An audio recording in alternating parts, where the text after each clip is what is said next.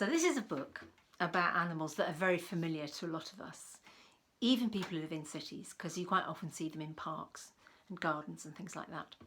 And I wrote it because for a while I lived very close to a river, the River Exe, in a little town called Tiverton. The river was almost at the bottom of my garden, and so the sound of ducks quacking was the first thing I heard when I woke up in the morning. And we even had a duck that made a nest in the garden and led her tiny little duckling babies through my garden and down to the river. And the illustrator who did the pictures for this book, wonderful, wonderful Salvatore Rubbino. Big kisses to you, Salvatore, you're marvellous. Salvatore took the ideas for the pictures from photographs I sent him of our garden and of the back of the house and the river. So whenever I look at this book and whenever I read it, it's a bit like kind of a family album in a way. Anyway, I'm going to read it to you. So, Just Ducks. I love this picture. All kind of blue and grey with the river at dusk. It's gorgeous.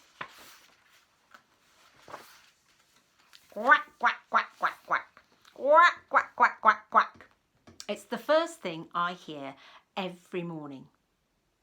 The sounds start long and high and get quicker and lower at the end.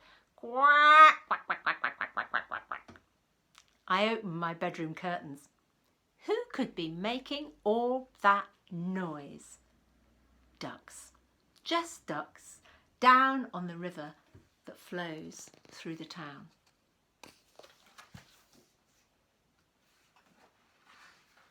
At first, there are only 2 or 3 of them. By the time I've got my clothes on, lots more have arrived and are preening and splashing and quacking in the sunlight.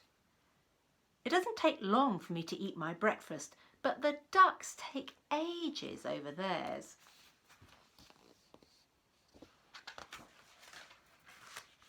They're still eating when I cross the bridge to go to school. I look down and see them swimming around, dabbling at the surface and upending to reach food that's under the water. Brr, it looks cold. And it's very cold in that river. Even in the summer it's cold. I swam in it. We visit the ducks on the way home from school in the afternoon when the weather's very cold and they're still hungry. I go down to the water, and even though they're wild birds, they come close just to see if I've got any food for them. So there they are, nibbling at her fingers. And I know you're not really supposed to feed ducks, but actually when I was a little girl, I used to feed the ducks in the park. I loved it. I loved the way their little beaks would nibble at my fingers and sometimes pinch, sometimes it hurt, but it was worth it. They're all mallard ducks, so the girl ones, the ducks, are streaky browns and buffs. The boys, called drakes, have glossy green heads, neat white collars, and a cute little curl on their tails. They both have a secret patch of blue on each wing that I see when they stretch or fly. You see that little secret bit of blue there on the wing? So when you see a brown duck in the park, a female duck, look out for that little secret bit of blue. I like it when the drakes show off their fine feathers to the ducks, trying to get one to be their girlfriend.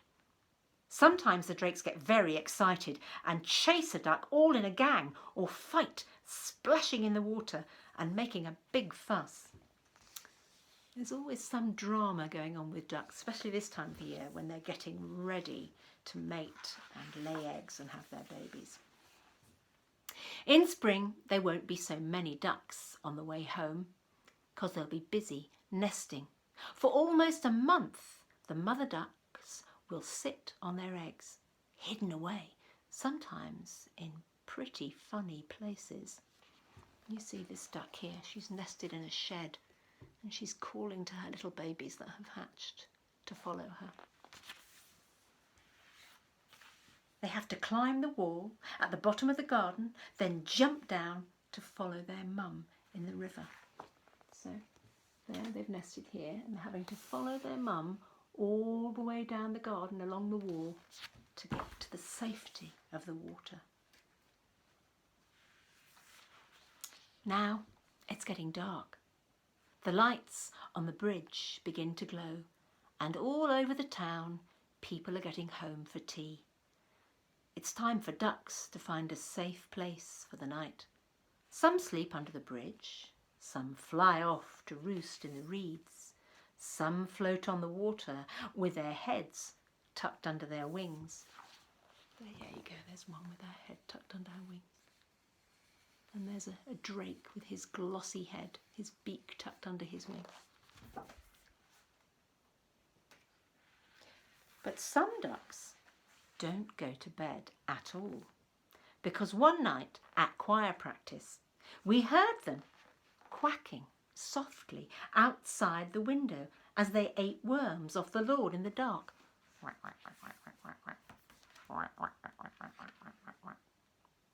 When I close my curtains on the frosty stars, the ducks have disappeared. The bridge is quiet, and there's just the sound of rushing water and the stillness of the night. But in the morning, they'll be there.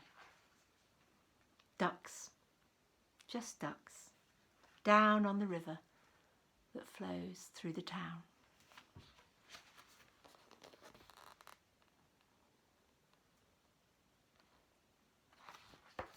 Ducks are really lovely to draw.